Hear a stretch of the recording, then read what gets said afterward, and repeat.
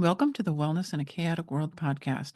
I'm your host, Cheryl Davis. Before we dive in, I wanted to note that as a health and wellness coach, I can support you in making sustainable lifestyle changes, tuning into your own wisdom, and building habits that align with your values and vision for your well being. I don't prescribe or treat health conditions, as I'm not a doctor or a mental health professional. Instead, I can walk alongside you as you create a healthier life on your terms. From time to time, I share conversations with guests. The views and opinions expressed by those guests are their own and do not necessarily reflect my views or those of anyone associated with wellness in a chaotic world. This podcast is for informational and educational purposes only and isn't a substitute for professional medical advice, diagnosis, or treatment. Always talk to your doctor or qualified mental health provider about any physical or mental health concerns. This is the Wellness in a Chaotic World podcast, a place where we're having conversations about what it really takes to live well in our unhealthy, chaotic world. I'm your host, Cheryl Davis. If you're beating yourself up over a bag of chips you ate in a stressed out frenzy, or you can't figure out how anyone manages to find the time to even think about wellness, you're in the right place. We talk about all of these things and more because, frankly, we don't talk to each other enough about what we're really up against every day. Let's change that right now. For today's episode, I talk with Michelle Adams, creator of foodstoic.com and host of a podcast called Harvesting the Truth, the Story of Our Food. Michelle is a passionate advocate for intentional eating. In our conversation, she talks about her and her family's food and health journeys, as well as what she's learned from her experiences as a medical litigator and bakery owner. We discuss some of the problems in our healthcare and food systems, the lack of real regulation of harmful additives and pesticides in our foods, how to start making changes at any age, and much more. I hope you enjoy today's episode. Hi, Michelle. Welcome to the show. Hi, Cheryl. Thanks for inviting me. You're welcome. So you are the creator of foodstoic.com, and you have a new podcast called Harvesting the Truth, the Story of Our Food. Tell us a little bit about how you got to this point and what you want to accomplish with your new podcast. Sure. So it's a long and torrid story. So I'll try to just summarize really quickly. Um, I was working as a litigation attorney for a long time. And over the course of time, I also had a side passion for food, for cooking and baking, because I was raised in a large Italian family. Food was the focus of our family. I was raised in a farming community, so my grandfather was a farmer. My other grandfather was uh, kind of like a quasi farmer. I mean, he basically had a home garden that fed his whole family.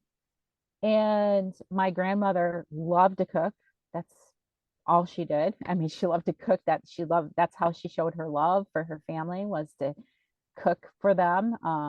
They canned everything, they grew everything. I mean, it was an amazing way to grow up. And then sometime in the 70s I was a child in the 70s, a teenager in the 80s, and my family, not my grandparents, but my parents, fell victim to the standard American diet, because it was the 70s and the 80s. It was all this new food was just coming out, and we all thought it was fantastic. And my parents were both working, and it saved them a lot of time to have this convenient food. And that was the food that I was used to. So when I had my own family, a lot of those same products were stocked in our own kitchen. And we still like to cook a lot, from how I was raised. We still grew food. We still, you know, cook big family meals. But we turned to convenience as well. So I was feeding my kids Eggo waffles and Hungry Jack syrup, and it's just all the convenient food that you can imagine that you find in the grocery stores today. And um, when I was working as a lawyer, I just felt, as a litigation attorney specifically, It took a lot of time. My career was very intense. And I decided that I needed to start a hobby to kind of like relieve some of my stress that I had from work. So I had always cooked. I had never baked from scratch. Even though I liked baking, I had never ventured into the world of baking from scratch. And so I started to do that. And at first, it was just cakes for my kids' birthdays. I wanted to make them something special. I didn't want to buy it. And so I started to make cakes from scratch. And eventually, I realized that I could incorporate my how I was raised, which was farm to table.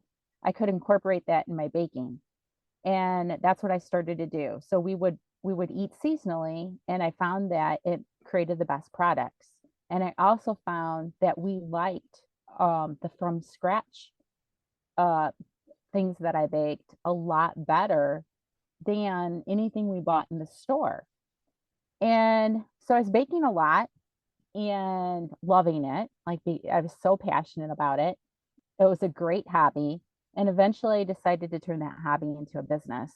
And I started a farm to table style bakery. I live in a small town in Illinois, and we didn't have anything like that. And so I decided to bring that to our community. And that's how my involvement in first learning more about food started. I always had a love of food, but it was when I really started to learn about ingredients in food and how they affect the product that you're making. It really opened my eyes a lot more than ever before. Previously, food was more enjoyment, but suddenly food was becoming um, more flavorful in a different way than we had ever been used to. And then eventually, later in my journey, my I realized my family was there was a lot of illness in my family. Um, in the pandemic, I got double pneumonia COVID, and then I had long COVID that lasted uh, forever. It lasted a long time, and the symptoms kept getting worse. And there was nothing that the doctors could do to help me except give me pills. And I've never been one that has really liked to take a lot of medication. And so I knew that I needed to find a way to help myself and get myself better. At the same time, things were happening in my family. My father-in-law had died of cancer. I had two dogs die of cancer within a very short period of time. My daughter was diagnosed with an autoimmune disorder. My son had really, really horrible stomach problems. We couldn't find an answer, no matter how many tests he went through, no matter how many specialists we found to help try to help us. And so all of these things were happening. And I said, wait a minute, we need to do something because nobody's helping us and we can't go through life like this. Like life is to be enjoyed. And so I turned to food. First, it was to heal myself because I know the power of food. I know what a difference it made when I used farm fresh products and paid attention to ingredients when I was baking from scratch. And I thought, what if we did just look at the food that we're eating and apply the same concept in my own kitchen with everything that we eat. Get rid of everything that was overly processed, that had ingredients I couldn't pronounce, that had too much sugar, had too much additives, too many, harmful ingredients. And so that's what I did. I got rid of everything. And I noticed over time that we got healthier. And for instance, just myself, my long COVID symptoms went away when I turned to food to heal my body. And I realized that we could use food not just for enjoyment or to create a more flavorful product, but also to nourish our bodies. And that concept, putting everything together, really changed our lives and brought me to becoming so passionate about trying to help other people learn more about intentional eating and paying attention to what you're eating. And also um, to try to help people to cook and bake more at home, because the more that we do that, the more we take control of what we eat, what goes into what we eat, and eventually we can not only heal our bodies, but we can prevent disease as well. Yeah, that, I have a similar story with facing some of the inflammation and joint pain and figuring out that it came from food. It's definitely powerful stuff. Food really is medicine. Um, I wanted to ask you, you said that when you were doing this, you went through and you got rid of everything that was essentially junk from your kitchen. Do you think that this kind of change, it needs to be a radical change, or is this something that people can do in small shifts? I recommend people to do it in small shifts. And the reason why is because um, we as humans we crave comfort and we like to do the things that we know. And when people say to do things radically, it's like when you join the gym right before New Year's as a New Year's resolution, by February you're not at the gym anymore.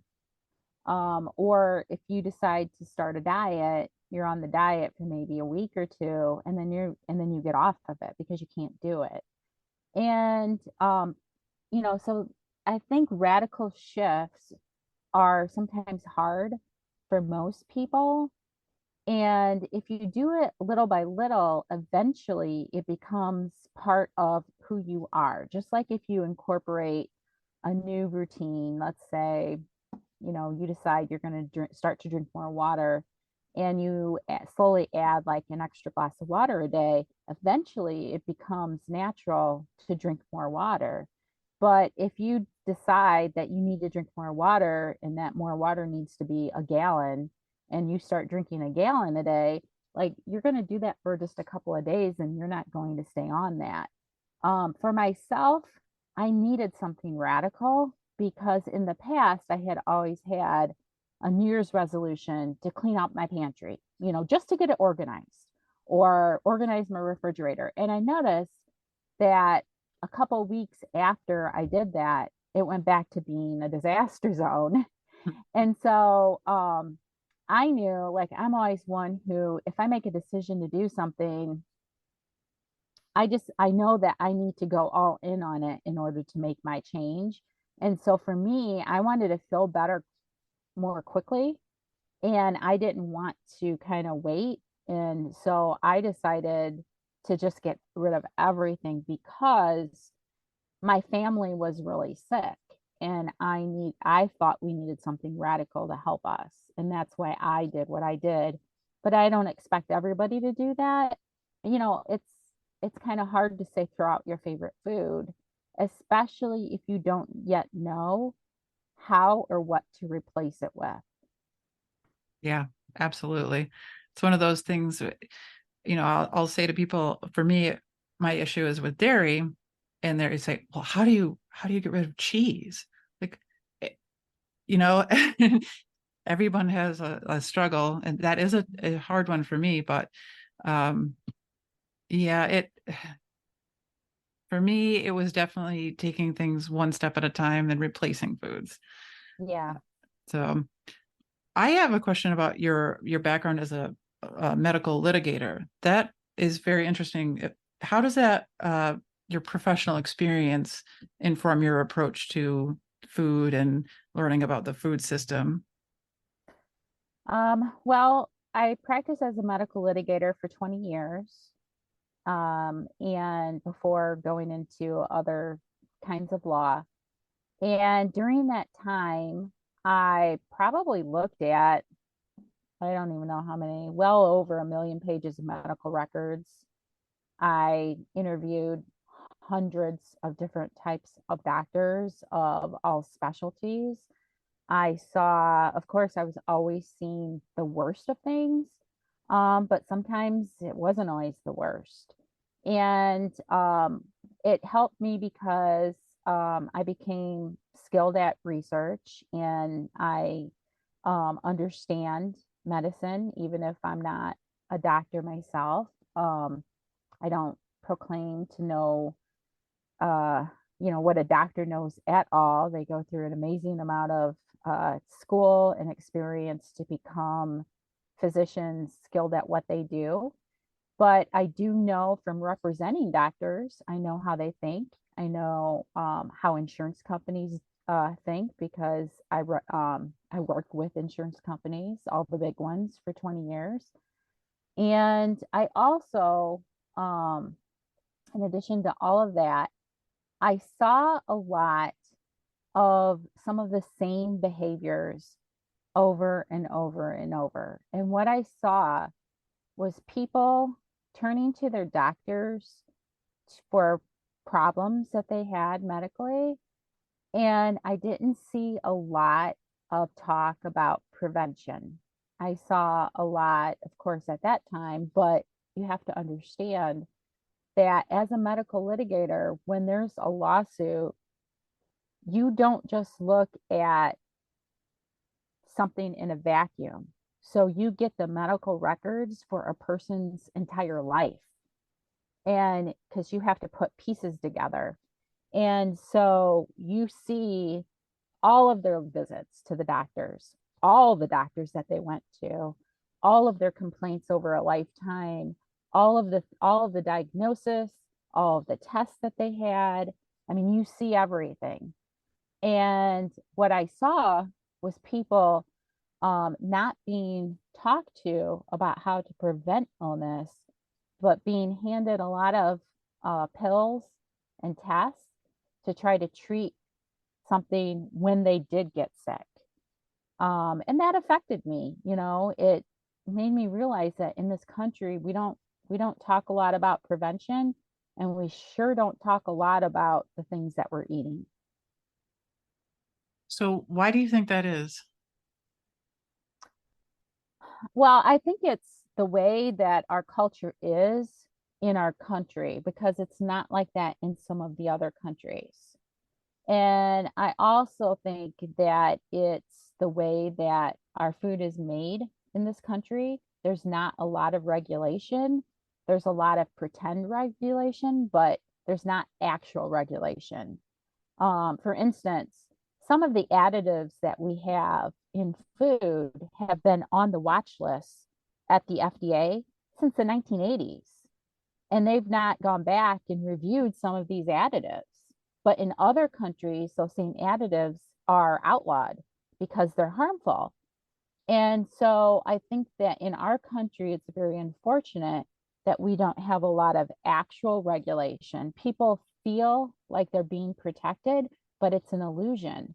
And because of that, we walk into the store thinking that everything is safe, but it's not safe. And it's very unfortunate that that is how the regulation is in our country. And then on top of it, we have the situation with the pharmaceutical companies and the insurance companies, and the fact that doctors don't spend a lot of time with their patients to talk about things like diet, even though I've heard this over and over. Doctors don't aren't trained about nutrition in medical school. But the problem with that statement is that people don't realize that there's something called, just like us lawyers have continuing legal requirements, doctors have continuing medical requirements. They go to conferences all the time. And at those conferences, they talk about things like nutrition and diet and all kinds of stuff. So I don't like the even though it's true And I myself have talked about the fact that doctors don't receive a lot of nutrition education in medical school, and that should change. It's also true that some doctors, not all doctors, because it depends on who you are and what kind of specialty you are, but some doctors do actually get trained in nutrition at these conferences that they go to. And um, I would love to see in this country that the way that doctors practice change, where they spend more time talking about nutrition as a way to help their patients. But unfortunately, that means that things also have to change with insurance companies. And I'm not sure that that's going to happen anytime soon, unfortunately. Yeah. Yeah, it's like we need an entirely different approach. Um, and you see some doctors talking about the functional medicine approach where you're getting down to the root causes instead of trying to treat illnesses. But yeah, like you said, that's gonna take some heavy lifting with the way the system is now. Yeah, there are functional medicine doctors, and they do spend more time on asking you about the things that you eat and trying to prevent illness.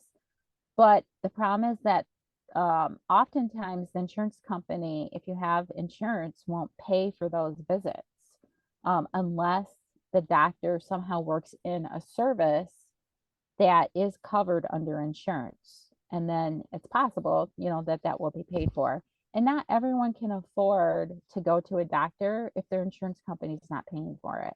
Right. Absolutely. So you talk quite a bit about pesticides and herbicides in our food. Can you tell us about glyphosate? Yes. Glyphosate is an herbicide.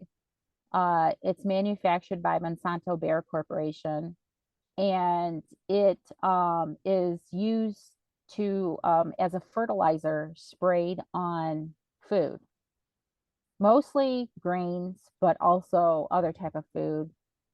It's also known as Roundup weed killer, and people can also use Roundup it at home just to kill weeds in your lawn if you'd like to. So how do you, if you were going to, avoid having glyphosate in your diet? The only way that you can avoid having glyphosate in your diet is by eating organic food, because organic food is not sprayed with pesticides. Now, there are those people that will tell you that even organic food has some evidence of having pesticides in the food, but it sure is a lot less. And it's in theory not supposed to have any, you're not supposed to use any type of fertilizer when you're producing organic food. And if you can mostly put your dollars with small organic farmers, you can be more sure that what the food that you're eating is glyphosate free.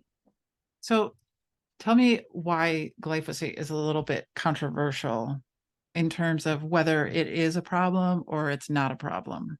I don't think it's controversial. I think it is a problem. There have been millions of dollars, if not billions of dollars, spent in lawsuit settlement by Monsanto Bayer Corporation. And as a lawyer, I can tell you that things do not get settled unless there's a reason to settle the lawsuits. I mean, a company's just not going to hand out millions of dollars because they're not guilty. They hand out millions of dollars when they are guilty. And the reason why, I mean, anybody can go look this information up. We have this amazing thing called Google. And on Google, you can find out anything you want to find out nowadays. And that includes that the lawsuits that Monsanto Bayer has settled over glyphosate poisoning that has caused cancer in people. In fact, juries send messages with the amount of dollars that they award. We all learned this when a woman spilled hot coffee on her lap and filed a lawsuit against McDonald's. And whether you agree with that lawsuit or not, there's actually a reason for that lawsuit and why the jury said what they said with that message. And it was millions of dollars in a verdict against McDonald's. And the same thing happened when they brought a lawsuit against Monsanto Bayer for glyphosate poisoning that resulted in cancer. It was multi-millions of dollars, hundreds of millions of dollars. It's because the jury wanted to send a message to Monsanto Bayer. The jury was the one, because those records are sealed, we don't get to see all of what the jury saw, but the jury saw all of the evidence, and they lost the appeal. So that verdict stands. And then after that, Monsanto Bayer began to settle the class action lawsuits, billions of dollars worth of settlement. And so for me, there's no issue that glyphosate causes cancer. Like, I don't sit here and say, oh, I wonder if it causes cancer. I know for a fact, based on what's happened and looking at all of the research, that it does cause cancer. But also, more than that, it ends up in our food that we eat every single day. And it causes problems in our bodies because our bodies weren't meant for pesticides. So it causes problems with our gut microbiome. It goes into our cells. It causes cancer. It's causing a host of problems that we don't even know about at this juncture because they're not doing enough studies on this to figure out exactly the extent of the problem. And yet it's still getting into our food and it's being allowed. Well, that is because our government entities are not regulating what they need to regulate at this point. But it is highly sprayed on grains, like I said. So it's sprayed on oats and soy and corn. Those are the three crops that it's most sprayed on. So if you want to try to limit your exposure to glyphosate, you would need to make sure that you eat organic oats, corn, and soy. And then as far as like, is it sprayed on produce? It is, but it's harder to know what produce it's on. You can actually go to, I have a link for all of this. If you go to my website, foodstoic.com, I have some articles on the importance of eating organic. And I have some links for where you can go to find out how much pesticides are on the food that you're eating. And the Environmental Working Group is another source that I cite on my website. And they actually every year come out with their Dirty Dozen list, the 12 foods that contain the most pesticides. So let's say that you can't afford to eat all organic because, as we know, organic food is more expensive than regular food.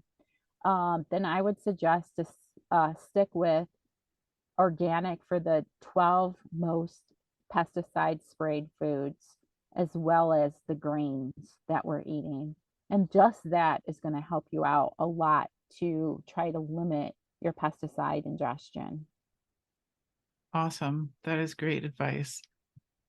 So I think a lot of people, when they walk into the grocery store, they get completely overwhelmed when they're trying to make better choices.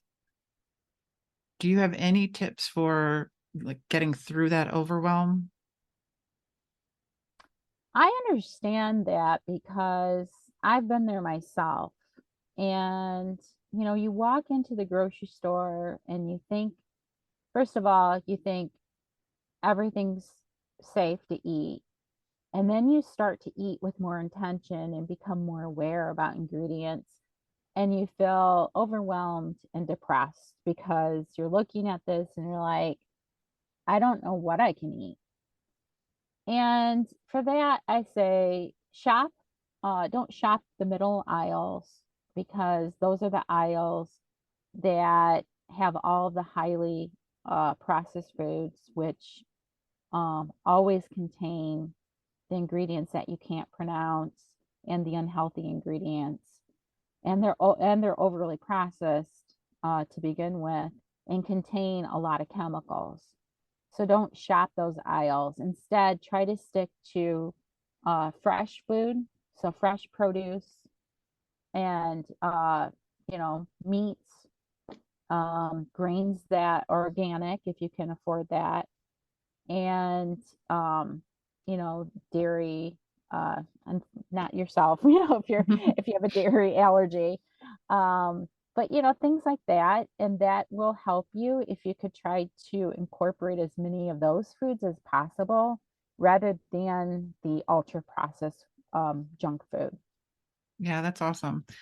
Uh, one of the other things that I noticed you talk about is that you align your food choices with your ethics. Yes. Can you explain a little more about that? Sure. So, we all, because we're all different people, we care about different things. And for me, I really care about animals. I'm not vegan. I was raised, Italian, and we did eat meat, and we still eat meat, but I do care about how the animals are treated. And for that, I don't support the feedlots in this country. I mean, the way that they're treating these animals is really horribly. They treat chickens horrible. They're, I mean, it's just really horrible to see what they're doing with the chickens. They treat the beef, especially the pork. So for me, I don't eat pork. I don't support. I There are some exceptions to this. If the I only eat meat from regenerative farmers. It has to be grass-fed beef, pasture raised chicken, and I try not to eat any pork, but if I do happen to eat pork, it has to be the same. It has to be pork that is not being tortured by, being kept in these little pens that they're kept in. I mean, it's not good. I don't It's hard to even be an American in this country and know how they treat the animals. I can't fathom it, but I won't support it.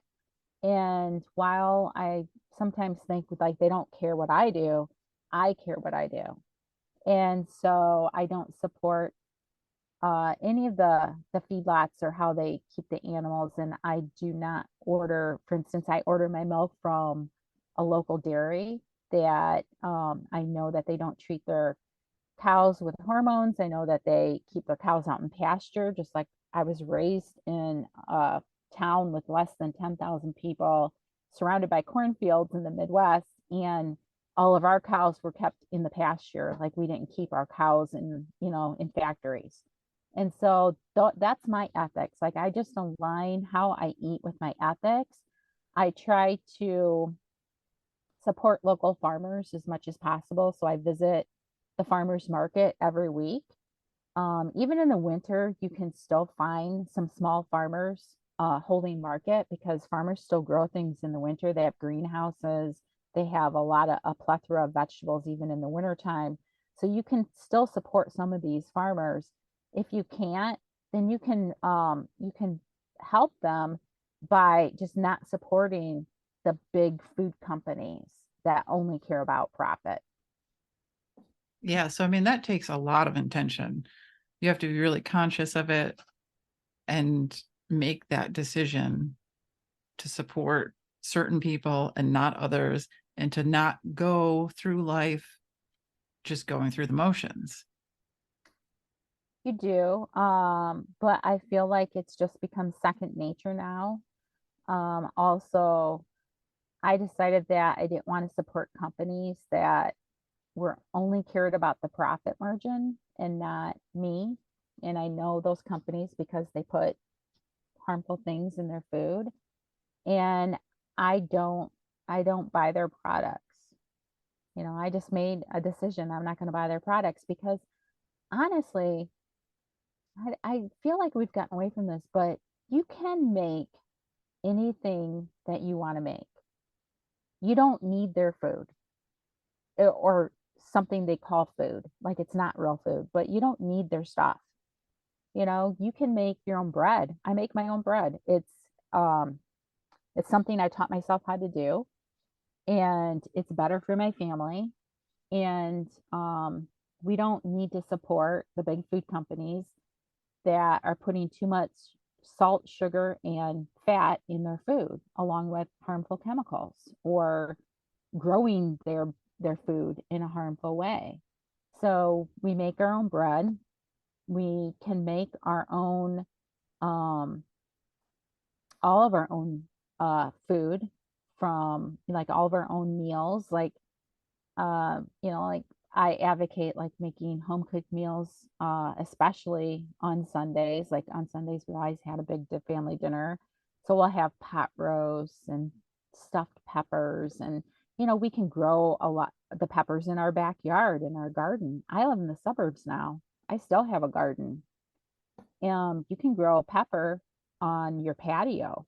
Like you don't need a big space to have a little garden. And so we try to grow as much food as we can of our own. And what we can't, I support my local farmers. And the things that I can't make, like I can't make milk, at least milk from a cow, but I can support my local farmer and buy his milk. And so that's what we do as much as possible. And I feel that now we live this way. It's like it's our comfort zone. It's what makes me happy. I feel good about what I'm eating.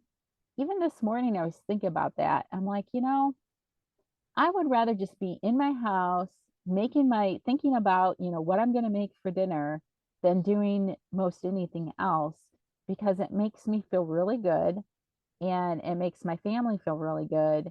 And there's nothing better than that. Yeah, I totally agree. One of the other things I saw on your website, you have a thing called Edict. Yes. Yeah.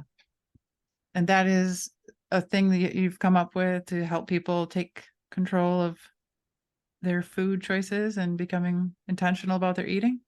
Yeah, you can go to my website and you can read more about it, but it's just my 5-step process for how you become more intentional, and how, like, what is the step? Like if I'm here today and I don't know anything about intentional eating, and by that I mean being more aware of what you're eating. So you're eating with intention and you're not eating mindlessly. You're like, when you go to the grocery store, you're a lot of times we're in a hurry because we live in a very busy world. But when you go to the grocery store, you consciously know what you're buying, and you're going to read labels. I mean, it's so important to read the label. And so you have to be more intentional about it. And yes, it's going to take you a little bit more time. But if you do that and you become more intentional with what you're eating, then it's going to help you, because you're going to be able to put the cause and effect together yourself. Like we don't believe things unless it happens to us. And so once you start eating more intentionally, you'll see. And for instance, my own mom, she for a long time she was very unhealthy, and she didn't feel good, and she's taking a lot of pills, and she was overweight. And I started on this new food journey, and that's all I talked about. And a lot of times, like, I'm sure people in my family were like, oh my God, can you just shut up and stop talking about all this stuff? Like, we don't want to keep hearing it. But the thing about it is, I find that I have to keep saying it, because if I keep saying it, eventually they'll hear me in their head someday when they're not around me. And so I did the same thing with my own mom. I kept talking about all the stuff. And she called me up and she told me, Michelle, you kept talking about all this stuff. So here's what I did. And she told me about all the changes that she had made. Now she's in her 70s, okay? And she's telling me about all these things that she had changed in her 70s. So it's never too late to do this. And she just took a trip to Disney World. And many months ago, she was wondering, she had that trip scheduled and she was thinking she didn't know how she was going to get around Disney World. She thought she needed a wheelchair to help her. Well, she just got back from Disney World. She was zipping around Disney World, walking on her own. She looks amazing. She just lost like so much weight recently, over the last several months. She's in a lot better health. She's got a lot more energy. She's off of some of her medication, and she just looks, honestly, she looks like a new person. And that is because she started to take control of what she eats. Even though she was a person who always makes her own food, she grows her own food. She had all of those standard American diet stuff still in her refrigerator, in her freezer, in her pantry shelves. And she decided that she was going to take control by getting rid of some of that stuff, not eating it and eating differently. And even at her age, she was able to make changes that has changed her whole life. It's going to change her longevity. It's going to change how she feels and how she can enjoy her life. I mean, she's a testament that you can do this at any age. And so um, I suggest that's why I created my thing. It's edict is an acronym. And it's really about how you can start to do this because we all get in habits, just like my mom was in her habits for so many years. And sometimes you need some help for how do I start to make these changes and how do I start to become more intentional because I don't even know where to start. Essentially, it's you have to educate yourself, number one. You have to learn um, what things you need to change, what that you're eating is bad and why. And this is when I mentioned that you can go to Google and you can find all of this information out, or you can decide what people that you trust because there's a lot of people online who are not authentic. So you want to find somebody who is authentic that you can trust, that is not just telling you to change, but is somebody who probably changed their own life as well and who can guide you in figuring out what you need to eat and why. And then you decide how you are going to make changes. Are you going to do this little by little? Are you going to throw out everything in your pantry all at once? Are you going to what are you going to do to make changes in your life and make those changes stick? So you need to decide what is going to work for you. As I mentioned, I threw everything out all at once. My mom, on the other hand, made changes little by little. You know, both worked. Like both worked over time. Like we're different people now, both of us, and we did it different ways, but we did what worked for us, and that you can do the same. It's neither was better than the other. It was just a choice to make as to how you wanted to proceed. And then you have to do it. Like you have to do the thing that you decide to do. Um, and for me, I decided that I was going to make most of our own food. That's not something that might be right for some people, especially if you're working. When I was working as a litigator, I know that it would have been really super hard for me to learn how to make my own bread. I didn't have a lot of time. I was already stressed for time. And so learning how to make all of our own bread was probably not something I could follow through, but I could easily visit a farmer's market where someone there makes bread from scratch. And I could just as easily buy somebody's homemade sourdough bread as I could make my own. So it's not an excuse that you don't know how to make something. You either learn how to make it or you find someone that does make it. And there's plenty of people for that. Just like I don't have a cow at my house, nor do I know how to take care of one, but I can find a farmer who sells milk that is hormone free from a pasture raised cow that, eats grasses instead of corn sprayed with glyphosate. I can't, um, I don't grow beef, I don't raise cattle. My grandfather did, always out in the pasture, by the way. But if um, if I wanted to, I could find a regenerative farmer, which I have done. I order all of my meat from a regenerative farmer, and it's nice because I know that it's safe, and I know that I'm also aligning my ethics with my food choice because I'm putting my dollars with a regenerative farmer who cares about the soil and our earth and not a feedlot.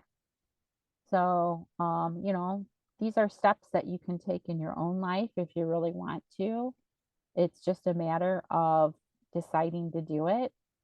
And, I does that answer most of your questions in that? Oh yeah, absolutely.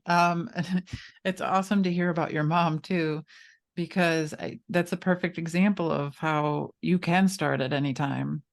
And it's not necessarily about making it to like 120. It's about making it to the age you get to and living the best life you can. Absolutely. That's so important. I mean, who wants to be sick and not feeling well and not have any energy and just living off a bunch of pills, that they tell you that you need? And at your maybe at your current health, you do need those pills. But if you make yourself a little healthier, maybe you won't. I'm not saying you're going to be able to get off all your medication, but you might be able to get off some of it. Yeah, You might be able to get off all of it. You don't know. absolutely. So this has been a fantastic conversation. Where can people find you besides your website and the podcast? Do you have any other social media accounts? So my podcast, right now I have the trailer out, but my first episode comes out on November 2nd. So if you're seeing this after November 2nd, hop on over to, or hearing this after November 2nd, hop on over to Harvesting the Truth, the Story of Our Food, which is on Apple and Spotify. And if you hear this before then, you can go listen to the trailer. You can also go to my website, foodstoic.com. You can sign up for my weekly newsletter. I have a newsletter that comes out called Five for Food. It's just 5 tips you can read in 5 minutes about food weekly. Typically, I take one food, I kind of analyze it. I tell you what to eat, what not to eat, give you a recipe so you can make a swap in your life for something a little healthier, which is what this is all about. And you can also visit me on social media. On Instagram, it's The Food Stoic, and on Facebook, it's Food Stoic, where I also have a group so we can swap recipes and do kind of fun stuff in the future. That is awesome. Thank you so much. You're welcome. Thank you so much for having me.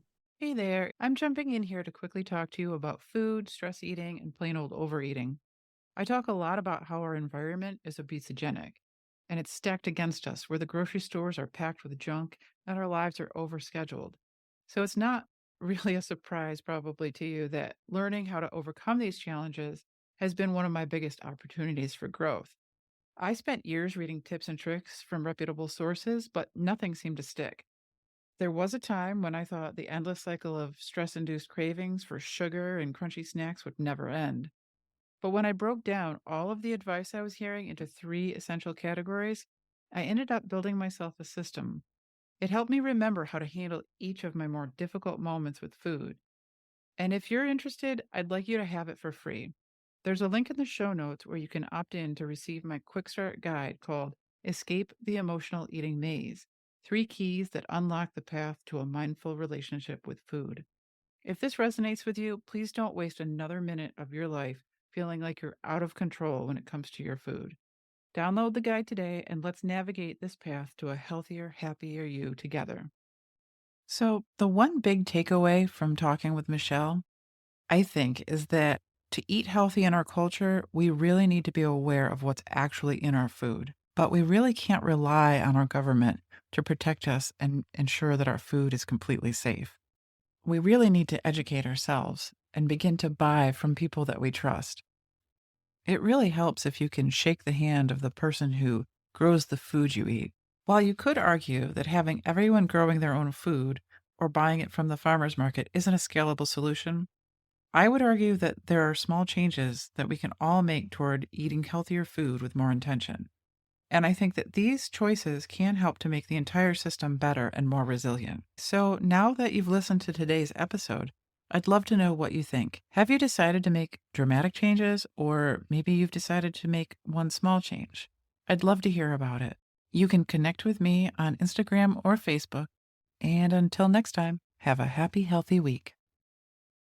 If today's episode resonated with you, our private Facebook group is a great place to dive deeper, ask questions, and share wins with people who understand. It's free, it's private, and you can join by clicking the link in the episode description. I hope to see you there.